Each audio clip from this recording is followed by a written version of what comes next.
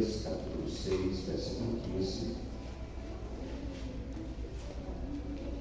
A versão que trago em mãos diz: a reconstrução da muralha foi terminada aos 25 dias do mês de Elul, em 52 dias. Em quantos dias? 52 dias. 52 dias. Amém? Deus abençoe os irmãos. Nós estamos numa jornada com Neemias. E é uma jornada de 52 dias. Na quinta passada, nós descobrimos um dos segredos da liderança formidável de Neemias. E eu preciso só recapitular para manter sua memória viva. Jerusalém é destruída em 586 antes de Cristo. A cidade é destruída, o templo queimado, derrubado. Os muros da cidade são derrubados e os portões queimados a fogo. Jerusalém foi destruída. Jeremias, na sua profecia, capítulo 25, versículo 11, revela que a duração do cativeiro seria de 70 anos. Esses 70 anos começa a partir de 605 antes de Cristo. Em 538, Ciro, persa, promulga um edito. E por meio desse edito real, os judeus são liberados para voltarem a Jerusalém e reconstruir o templo do Senhor. E eles assim o fazem. Quando eles estão voltando, é quando se dá a composição do Salmo de número 126. Salmo que foi lido na leitura introdutória desta noite. Quando o Senhor restaurou a sorte de Sião, ficamos como os que sonham. Então a nossa boca se encheu de riso e a nossa língua de júbilo. E se dizia entre as nações: grandes coisas o Senhor tem feito por eles. De fato, grandes coisas o Senhor fez por nós, e por isso estamos alegres. Aleluia. Eles em 538, chegando em Jerusalém, recomeçam a reconstrução do templo. Reconstrói o altar e naturalmente intentam reconstruir a cidade. Mas em 536 a.C., levanta-se opositores e a obra cessa. E ela permanece parada 16 anos. Quantos anos? 16 anos. Deus levanta Ageu e Zacarias. E sob a mensagem desses dois profetas, a reconstrução recomeça. 4 anos depois, o templo é concluído. Em 516 a.C. Mas os muros da cidade permanecem derrubados, caídos, em ruínas. Os anos se passam. Em 457, 81 anos depois da chegada dos primeiros judeus que voltaram do cativeiro, aqueles que fizeram a composição do Salmo 126. Esdras chega em Jerusalém, promove um reavivamento espiritual, mas os muros permanecem em ruínas, derribados. E por fim, em 444 a.C., 13 anos depois da chegada de Esdras, quem chega em Jerusalém é Neemias. E quando Neemias chegou em Jerusalém, ele chegou 94 anos depois dos primeiros cativos que voltaram a Jerusalém. E pasmem, ele chegou 142 anos depois dos muros terem sido derrubados. Durante 142 anos, os muros de Jerusalém permaneceram em ruína. Durante este período, quase um século e meio, por aqui passaram líderes, governadores, sacerdotes, profetas, líderes de famílias nobres. Mas esses muros permaneceram em ruínas durante 142 anos. E aí chega Neemias em Jerusalém. Chega a cavalo, escoltado por uma parte do exército, com alguns capitães consigo, parecendo um turista. E o texto que nós lemos diz que 52 dias depois da chegada dele na cidade, aqueles muros que permaneceram derrubados por 142 anos, a Escritura diz que ele reconstruiu os muros em 52 dias. É uma informação, no mínimo, impactante. Porque você olha para algo que durante quase um século e meio permaneceu em ruínas. E um homem, em 52 dias, promove a reconstrução desse caos. Quando nós observamos por esta ótica, nós nos perguntamos: qual é o segredo da liderança formidável de Neemias? Na quarta passada eu dei o primeiro segredo dele. Alguém lembra qual foi? Ele não era indiferente, mesmo porque indiferença é pecado. Tiago 4,17 diz: aquele que sabe o bem que deve fazer e não faz, comete pecado. Por isso Salomão escreveu em Provérbios 3, versículo 26 e 27, dizendo: se está na sua mão o poder de fazer o bem, faça. Não diga à pessoa: vá e volte amanhã, se você pode fazer hoje. Não seja indiferente. Esse é um dos segredos de Neemias. Nós não podemos olhar a situação e sermos levados pelo engano de que o tempo muda as coisas. Nada muda sem atitude, sem ação, sem reação.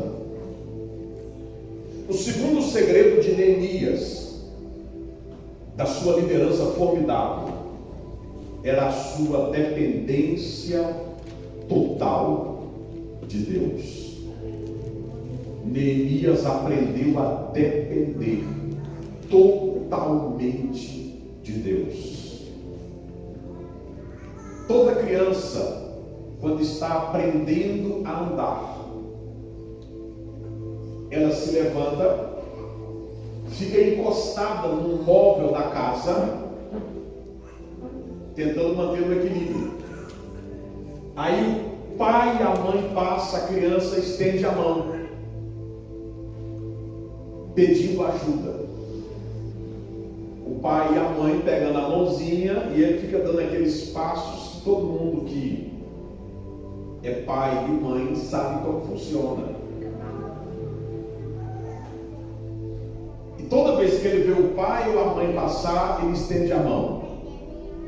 É um pedido: me ajuda, me dá uma força.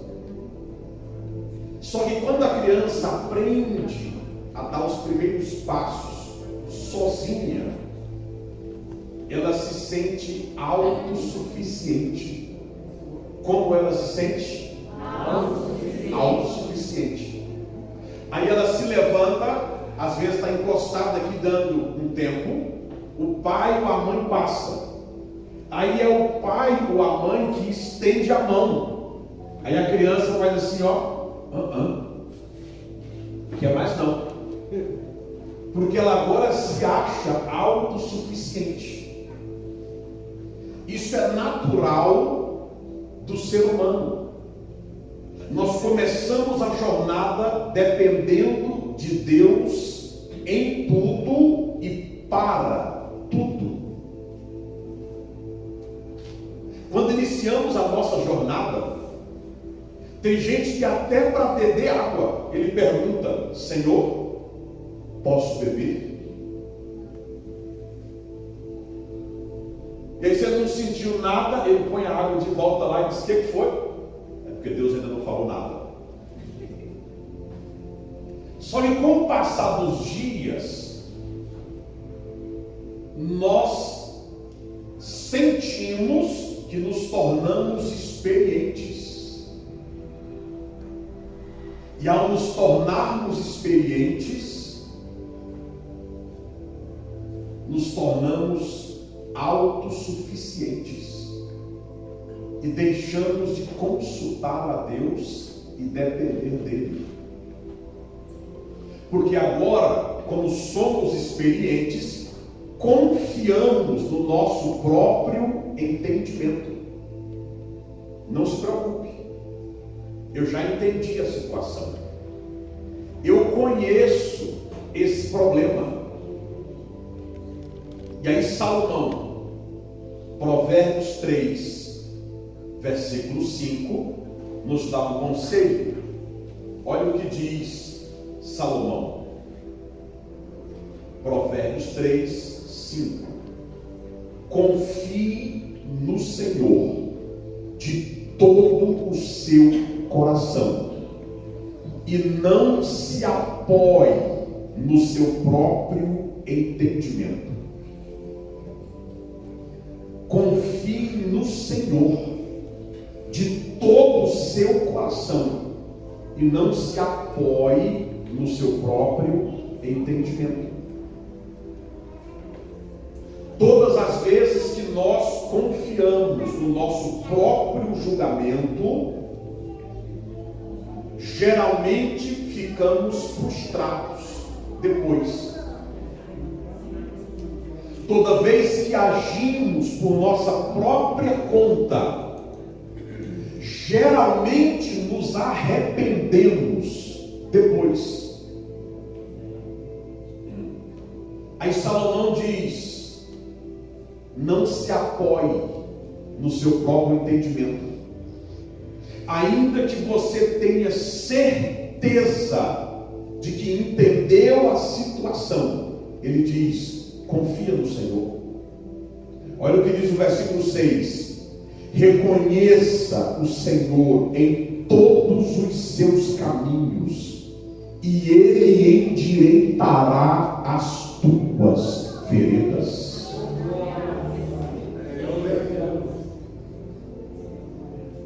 Mas nós temos o hábito de pensar que nós já entendemos as coisas. E aí agimos por nós mesmos. Só que Neemias é um líder extraordinário, porque ele aprendeu a depender de Deus em tudo e o tempo todo. O livro de Neemias fala ou cita 10 vezes a vida de oração de Neemias. Neemias, capítulo 1, verso 4, ele ora pedindo a Deus uma ocasião, porque ele vê que tem uma necessidade. Só que a porta está fechada. O que ele faz? Depende de Deus para abrir a porta. Por quê, pastor? Apocalipse 3:7. Jesus diz a João, ao anjo da igreja que está em Éfeso, escreve: isto diz aquele que é santo e verdadeiro: eu tenho a chave de Davi. Eu abro e ninguém fecha, eu fecho e ninguém abre. Ele ora dependendo de Deus, para que Deus crie a ocasião. Se a porta não se abrir, não entre, espere Deus abri-la. Porque se você forçar e entrar, quando você entrar, alguém vai convidar você para se retirar. Mas se você esperar Deus abrir a porta que Ele abre, ninguém fecha. Ele depende de Deus para criar a ocasião. Neemias 1:11, ele ora pedindo favor divino. Neemias 2:4, ele ora pedindo sabedoria para usar sabiamente a oportunidade que Deus criou. No capítulo 1, ele ora para Deus abrir a porta. Agora, Deus abriu a porta e ele depende de Deus para entrar na porta que o próprio Deus abriu. Isso é dependência. Neemias capítulo 4, versículo 4. Ele ora para lidar com o escárnio dos adversários. Alguém está zombando dele, da obra que ele está fazendo. O que ele faz? Depende de Deus para lidar com estas emoções. Neemias capítulo 4, versículo 9. Ele ora corporativamente. O povo está reunido em oração. O que Neemias faz? Entra no meio do povo e vai orar com eles. Ele aprendeu a orar com a congregação. Neemias 5,19, ele ora pelo despertar da memória divina. Neemias 6,9, ele ora para que o Senhor fortaleça suas mãos, para que ele possa continuar a obra. Neemias 6,14, ele ora apresentando a Deus os opositores da obra. E em Neemias 13, verso 14, 22, 29 e 31, ele ora pelo despertar da memória divina e pelo perdão divino. Neemias aprendeu a depender de Deus para tudo, porque ele entende um princípio. Que princípio, pastor? Que Paulo o destaca em Romanos 11, do 33 ao 36. É um louvor, é chamado de doxologia. Mas aqui Paulo apresenta um princípio. Ele escreve: ó profundidade, tanto da riqueza quanto da sabedoria de Deus. Quão insondáveis os seus caminhos, quão inescrutáveis os seus juízos. Quem jamais conheceu a mente do Senhor, para que seja seu conselheiro? Ou quem deu a ele primeiro, para que lhe seja recompensado? Porque dele, por ele e para ele são todas as coisas. Glória, pois, a ele eternamente. Amém. Paulo expressa um princípio. Ele diz: porque dele, por ele, para ele. Quando ele diz porque dele, ele está dizendo, ele é a fonte, ele é a origem.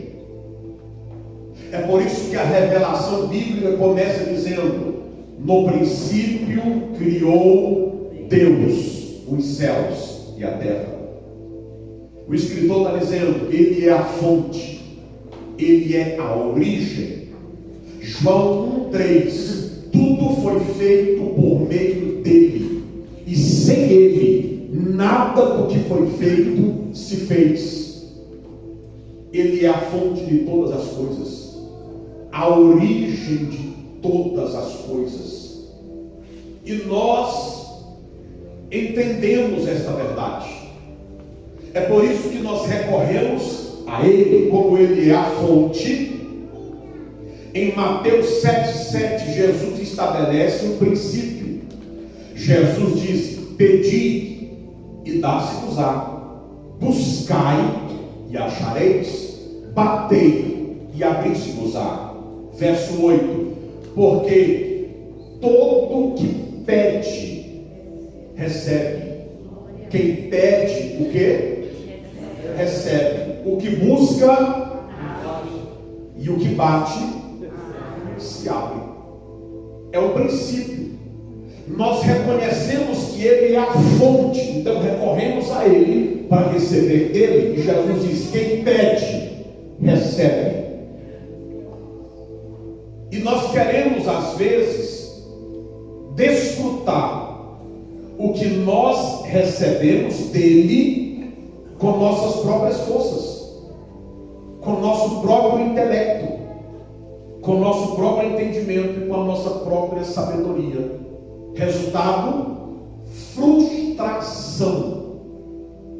Porque Paulo explicou, porque é dele, também é por ele e é para ele. O que nós recebemos dele, só conseguimos desenvolver de forma plena, dependendo dele. Aí o resultado final será para ele, porque é dele, é por ele e é para ele. Bendito o nome dele para sempre. Neemias aprendeu a depender de Deus em tudo, a confiar nele, a pedir a opinião dele, a buscar a orientação dele. Por quê, pastor? Porque ele prometeu nos ensinar o caminho que devemos andar. Salmo 32, versículo 8. Deus diz: instruir-te-ei e ensinar-te-ei o caminho que deves andar.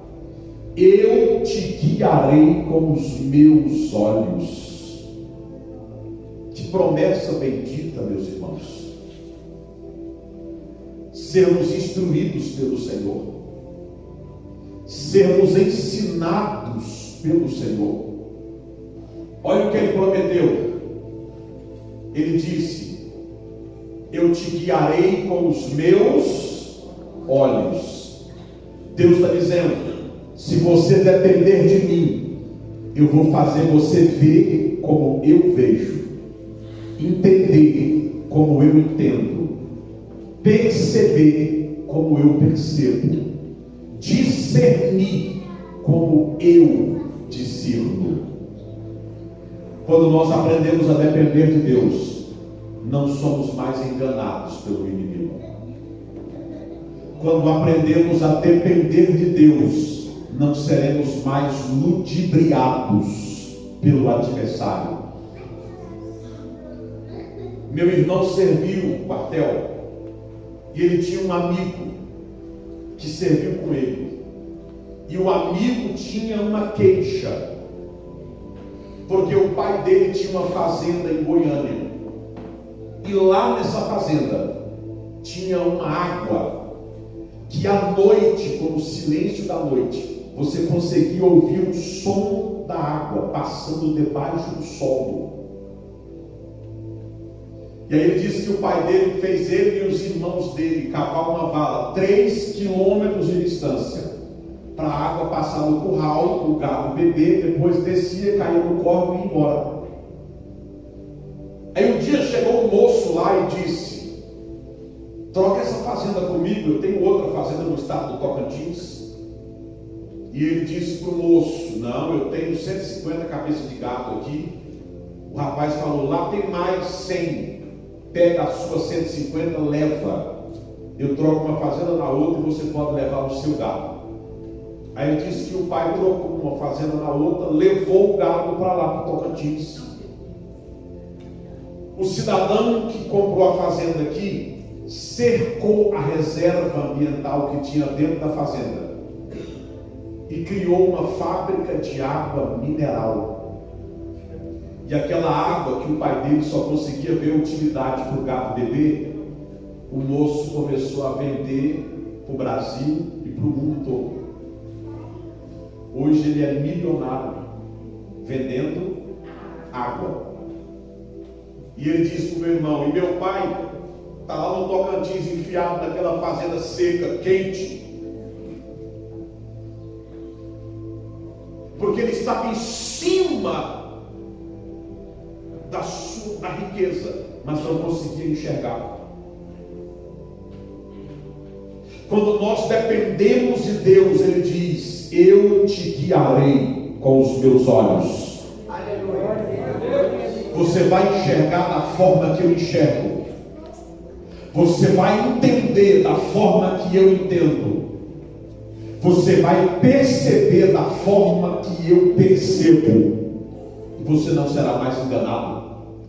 Isaías 30:21, ele diz: por detrás de ti ouvirás uma voz dizendo: este é o caminho, andai nele, sem se desviar nem para a direita e nem para a esquerda. Neemias aprendeu a depender de Deus em todas as suas decisões, em todas as suas ações. Quando ele estava atônito, ele orou 5 meses. Quantos meses? 5 meses. Por quê, pastor? Porque enquanto Deus não responde, você não move uma palha. Enquanto Deus não responde, você não move uma palha. Espere Deus lhe responder, irmão. Neemias esperou a resposta de Deus 5 meses.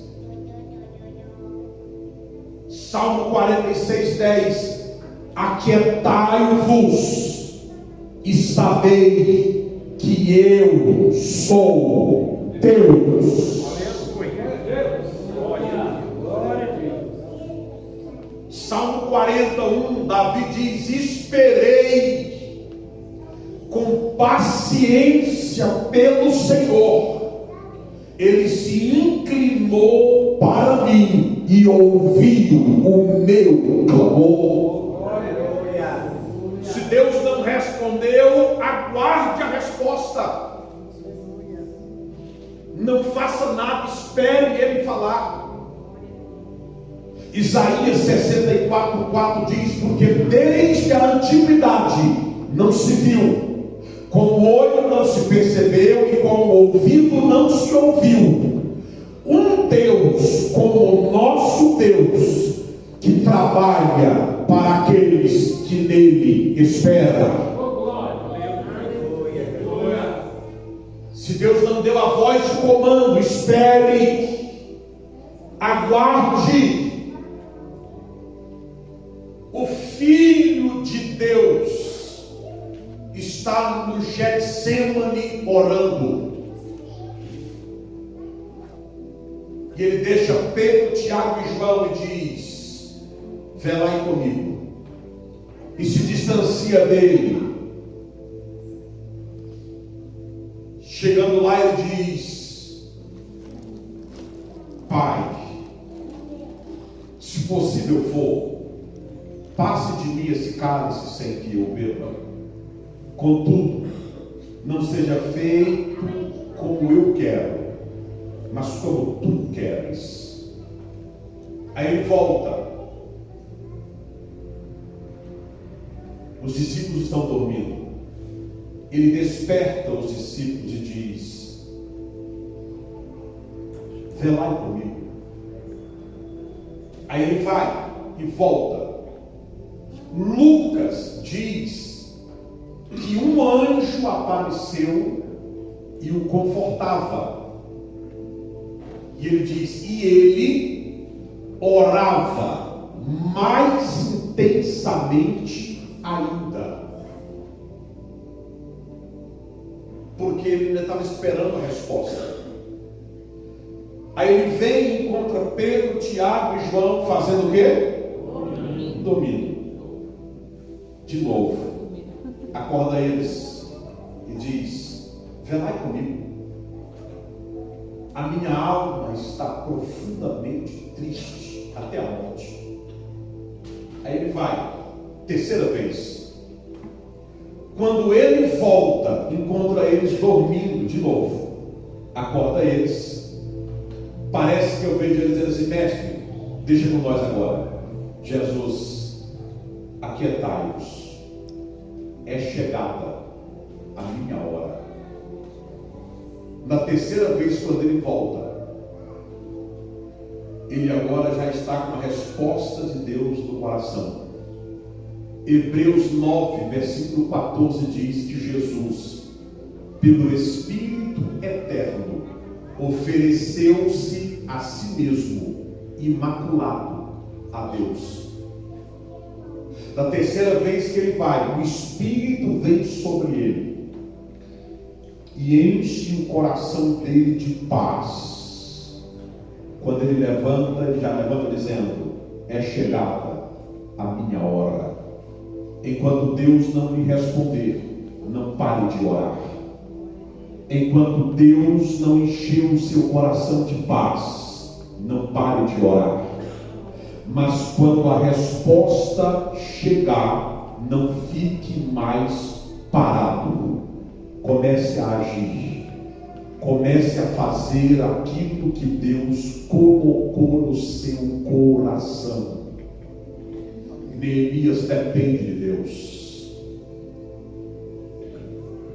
Instruir-te-ei e ensinar-te-ei o caminho que deves andar. Eu te guiarei com os meus olhos. Dependa de Deus. Davi, segundo livro de Samuel, capítulo 5. Segundo livro de Samuel, capítulo 5, versículo 17. Davi agora é rei. E antes de ser rei, Davi passou um período morando entre os filisteus. Aques deu uma cidade a Davi, Ziclag. Aí agora Davi é rei de Israel. Os filisteus olham para Davi e enxergam ele como propriedade particular. Aí olha o que eles dizem, segundo Samuel 5,17. Quando os filisteus ouviram que Davi tinha sido ungido rei sobre Israel, subiram todos para prendê-lo. O que eles estão indo fazer com Davi? Prender Davi. Olha para Davi como se ele fosse mercado livre, dizendo: vamos buscar o nosso escravo. Está lá em Israel, folgadinho de sol. Aí se levantam e vão lá para prendê-lo. Olha só, quando soube disso, Davi desceu para a fortaleza, mas os filisteus vieram e se espalharam pelo vale dos Refaíns. Versículo 19. Então Davi consultou o Senhor. Davi fez o quê? Consultou o Senhor. Davi não sai logo para a guerra. Ele vai consultar Deus primeiro. Olha o que diz o texto. Então Davi consultou o Senhor, dizendo: devo atacar os filisteus? O Senhor os entregará nas minhas mãos? O Senhor respondeu: vá, porque certamente entregarei os filisteus nas suas mãos. Verso de número 20.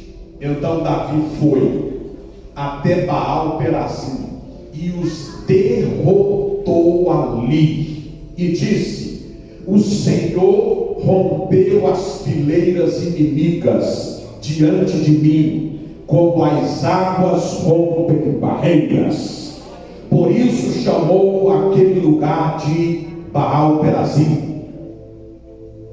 Dependeu de Deus e do jeito que Deus instruiu, ele fez. Mas olha o que diz o texto, versículo 21. Os filisteus deixaram lá os seus ídolos, e Davi e os seus homens os levaram embora. E aí no livro das crônicas diz que ele queimou esses deuses, desfez, jogou fora. Verso 22. Os filisteus tornaram a subir e se espalharam pelo vale dos Refaíns. Os filisteus se reagrupam e voltam. Davi já tinha consultado a Deus uma vez, sim ou não? Sim. Ele poderia simplesmente reunir o exército, sair e dizer: vamos lá, gente, vamos sentar o sarrafo nesses filisteus. Porque a maioria dos crentes em Deus agem assim. Eles buscam a Deus em uma situação, Deus responde, eles têm vitória, aí a situação se repete, eles não vão mais lá consultar, porque eles pensam: já falei com Deus acerca disso, isso aí é página virada. Só que Davi age diferente. Olha o que diz o versículo de número 23. Davi consultou o Senhor. Davi fez o que, irmãos? Consultou o Senhor. E este lhe respondeu: não os ataque de frente, mas rodeie por detrás deles e ataque-os por diante das amoreiras. Deus mudou a estratégia, mas Davi só soube disso porque ele continuou dependendo de Deus. Olha o que o Senhor fala para ele, verso 24: quando você ouvir um barulho de marcha pelas copas das amoreiras, entre logo em ação. É o Senhor que sai à sua frente para atacar o exército dos filisteus. Verso 25. Davi fez como o Senhor lhe havia ordenado e atacou os filisteus desde Geba até Gezer. Vitória total, checkmate, game over, finish. Por quê? Dependeu de Deus. Diga para alguém do seu lado: dependa de Deus em todas as circunstâncias. Reconhece Ele em todos os teus caminhos, e Ele endireitará as tuas veredas. Aleluia! Temos que aprender a consultar a Deus em todas as circunstâncias. Isso é depender de Deus, irmãos. Dependa dele nas decisões. Dependa dele nas coisas rotineiras da vida. Dependa dele nas suas decisões pessoais, nas suas ações. Dependa de Deus, porque Ele fez uma promessa: eu vou instruir você, eu vou ensinar você o caminho que você deve andar, eu te guiarei com os meus olhos. Aleluia, glória a Deus. Como é que o crente depende de Deus, pastor? Buscando Ele em oração. E Ele fez algumas promessas. Segundo Crônicas 7,14, Ele disse: se o meu povo, que se chama pelo meu nome, se humilhar, orar, buscar a minha face e se converter nos seus maus caminhos, eu ouvirei dos céus, perdoarei os seus pecados e sararei a sua terra. Salmo 50, versículo 15, Ele disse: invoca-me no dia da angústia, eu te livrarei e tu me glorificarás. Jeremias 33:3, ele disse: clama a mim e responder-te-ei e anunciar-te-ei coisas grandes e ocultas que tu ainda não viu. Em Mateus 7,7, Jesus disse: pedi e dá-se-vos-á, buscai e achareis, batei e abri-se-vos-á, pois todo o que pede recebe, o que busca encontra, e ao que bate abrir-se-lhe-á. Mateus 22, 21 diz o texto. Deixa eu só conferir essa referência aqui para não dar uma referência errada para os irmãos. Mateus, deixa eu ver aqui, 21, 22. E tudo o que pedirem em oração, crendo, recebereis. Tudo o que pedirem em oração, crendo, recebereis. É por isso que Paulo, ele assimila a ideia da comunhão diária com Deus e da dependência. E quando ele escreve a epístola aos Tessalonicenses, no capítulo 5:17, ele disse: orai sem cessar. Quando Paulo diz orai sem cessar, ele não está dizendo para você passar 24 horas do dia orando. Não é isso de joelhos dobrados. Isso é impossível. Nós temos vida, temos o dia a dia. Ele está dizendo: estejam dispostos a orar sempre que necessário for, e quando for necessário, perseverem na oração. Colossenses 4, versículo 2, ele diz: perseverai na oração, velando nela com ações de graça. Eu gosto do que ele escreve na epístola aos Romanos, no capítulo 12, versículo de número 11. Paulo escreve aos crentes de Roma, dizendo: quanto ao zelo, não sejam vagarosos, pelo contrário, sejam fervorosos de espírito, servindo ao Senhor.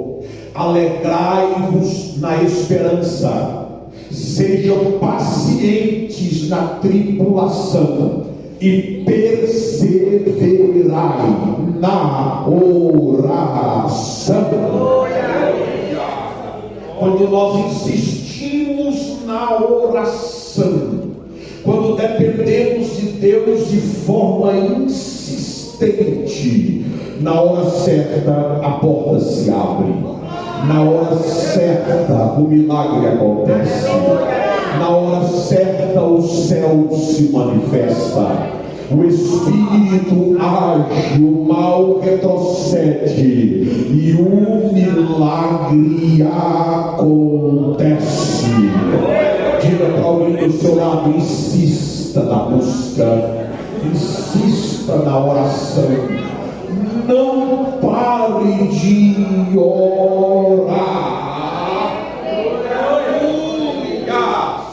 Não pare. Os céus estão se movendo a seu favor. Dependa dele, dependa dele, continue dependendo dele. Glória. Salmo 37:5 diz: entrega teu caminho ao Senhor, confia nele e ele tudo fará. Oh, aleluia. Glória. Diga para alguém do céu: dependa de Deus, dependa de Deus. Eu me lembrei daquela irmã que morava nesta região aqui de Brasília. Eu já contei isso aqui pelo menos uma vez. E o esposo dela trabalhava em uma multinacional, e ele foi levado para o estado de São Paulo. Quando ele é levado, a esposa, crente em Jesus, procura o marido e diz: querido, eu queria pedir um favor. Lá na igreja tem um irmão muito humilde, e como ele mora de aluguel, eu queria que você deixasse ele morando em nossa casa, para pagar só água e luz. É uma forma da gente ajudar o irmão. O esposo pergunta: tu conhece o moço? Ela: conheço. Humilde demais. Ele é tão humilde que o nome de registro poderia ser Humildade Simples da Silva. O marido disse: o cara é humilde mesmo. Tá bom, vamos deixar ele morando em nossa casa. E aí deixaram o irmão Humildade morando na casa. Vão para São Paulo. 7 anos depois, o esposo dela faleceu. Ela volta para esta região e vai lá pedir a casa para o irmão Humildade. Quando ela chegou lá e pediu a casa, ele perguntou para ela: que casa? Ela: ô irmão, a minha casa, eu deixei o irmão morando. Ele disse, corrigindo: minha casa. Tem 7 anos que eu moro nessa casa. 7 anos que eu pago água, luz, telefone e agora internet.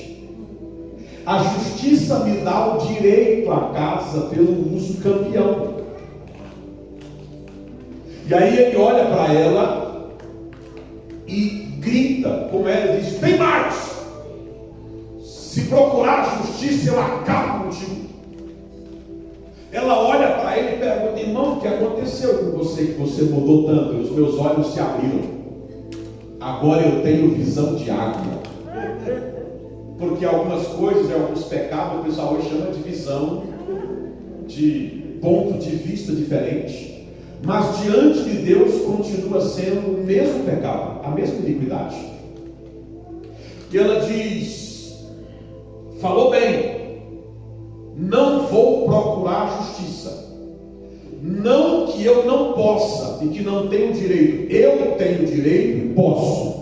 Mas eu vou colocar a causa em outro tribunal. E ele pergunta: que tribunal? Ela: desviou mesmo, hein? Lembra mais não, né? Tribunal de Cristo. Agora é ela que grita com ele. E tem mais, rapaz. Eu não vou voltar aqui para pedir a chave da minha casa. Os irmãos arrumou um quartinho, eu estou morando lá na igreja.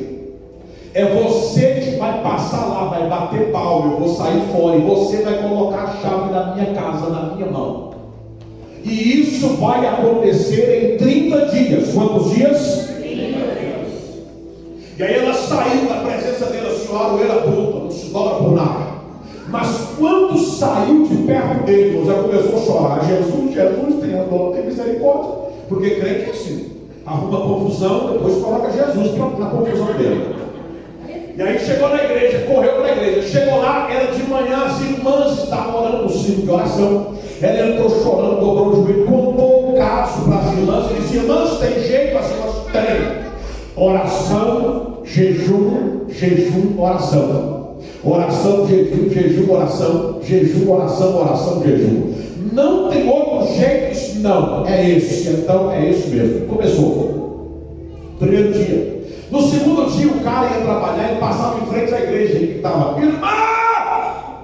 Quando ela olhava, ele dizia: casa boa, irmã, aquela que tu me deu. Ela: não dei casa para você não, filho moral. De tarde, quando ele voltava, irmão, 6 horas do trabalho, ele passava lá e gritava: irmã!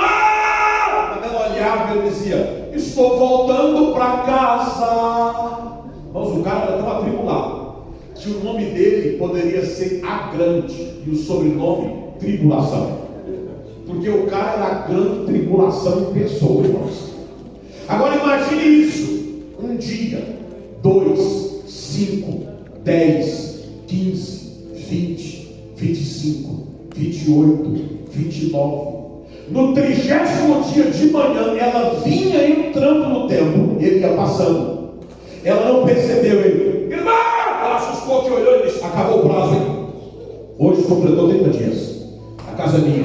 Ninguém tira, ninguém toma. Ela apontou para eles até meia-noite. Ainda é o dia 30. A história não acabou. Ele foi, ela entrou na igreja. Só que ela entrou tão atribulada que ela dobrou o joelho no último banco lá. E lá, com os joelhos dobrados, ela disse: Senhor, tem misericórdia de mim, Pai. Hoje está terminando o prazo que eu dei para aquele circunciso, mestre. O senhor viu que ele passou agora de manhã e me afrontou? Senhor, hoje não tem jeito, viu? Hoje ou vai, ou racha, ou quebra a tampa da caixa. Mas tem que ser hoje, Jesus. Hoje. Enquanto ela está lá aflita, orando, Deus tomou a língua do círculo de oração. E ela sai marchando, cheia do Espírito Santo. Chegou lá, colocou a mão na cabeça dela e disse: filha, não temas, eu ouvi a tua oração. Já dei ordem para o meu exército invadir aquele lugar. Quando ela ouviu a expressão exército, ela: não, Jesus, o exército não. Porque ela pensou em soldado, metralhadora, granada, bazuca, canhão. E ela disse: se o exército entrar lá, a casa vai ficar em ruínas. Eu preciso da casa para morar. Se o exército entrar, eu vou ter que reformar. Jesus passou o dia inteiro com os joelhos dobrados. 6 horas o circunciso passa. Estou voltando para casa boa, ninguém toma, ninguém tira. Calada ela estava, calada ela permaneceu. Ele chega na casa, que ele tira a chave, que ele vai na fechadura, que encaixa na chave. Formigas sobem pela mão. Ele: o que é isso? Formiga. Quando ele abriu a porta, o piso da casa estava coberto de formiga. Não havia um lugar onde ele colocasse a planta do pé. Ele olha, analisa a situação e pensa: vou passar correndo, vou lá no armário tirar minhas roupas. Ele vai correndo. Quando ele abre o guarda-roupa, só tem formiga em cima da roupa, pendurado. Ele conseguiu pensar pela segunda vez: vou passar na despensa e levar a compra que eu fiz para passar o mês. Quando ele abre a despensa, tudo coberto de formiga. Ele ainda tem tempo de mais um pensamento. Ele diz: vou levar a comida que eu deixei pronta para eu não dormir com fome. Quando ele abre a panela do arroz, formiga. Panela do feijão, formiga. Panela da carne, formiga. Deus deu uma ordem para o exército dele, dizendo: não deixa ele levar nada. É para pagar os 7 anos que ele morou de graça na casa da minha filha. Aí o exército arrochou e Deus diz: pega ele, vai, pega. Formiga na canela, formiga na coxa, na panturrilha, na barriga, no pescoço, querendo entrar pelo ouvido. Pega ele, vai, aperta, ai, ui. Ele não resiste, o arroz, sai correndo, bate na porta, pega a chave, sai correndo e o exército marchando atrás. Pega ele. Quem encontrasse ele na rua pensava: tá louco, porque estava: ai, ui, lá vem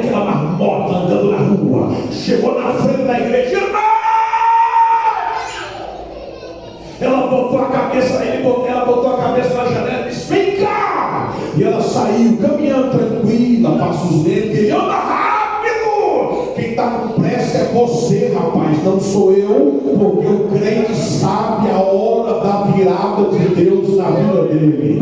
Quando ela chegou no portão, ele disse: estende a mão. Quando ela estendeu a mão, ele colocou a chave da casa na mão dela e disse: aquela casa não presta, é amaldiçoada. Ela diz: não presta para você porque não é sua, para mim presta porque foi Deus quem me deu. Glória!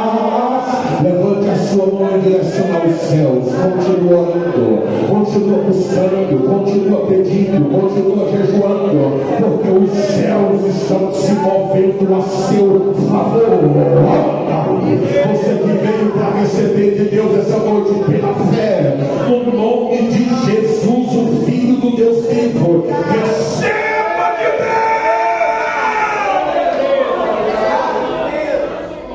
Coloque de pé em nome de Jesus. Que matar a bagada do bagai. Que barabadaga soende a bagás. A glória está presente na casa. Diga para alguém do seu lado: dependa de Deus. Dependa dele. Irabagaiando bagás. Que me levantou, que bagalaga. Relentou e bagai, subi a badaga.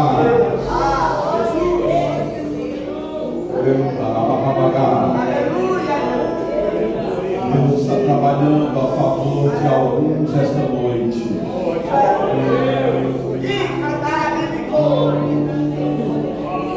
Vai virar o cativeiro. As portas vão se abrir. Tem vitória de Deus chegando para a sua vida.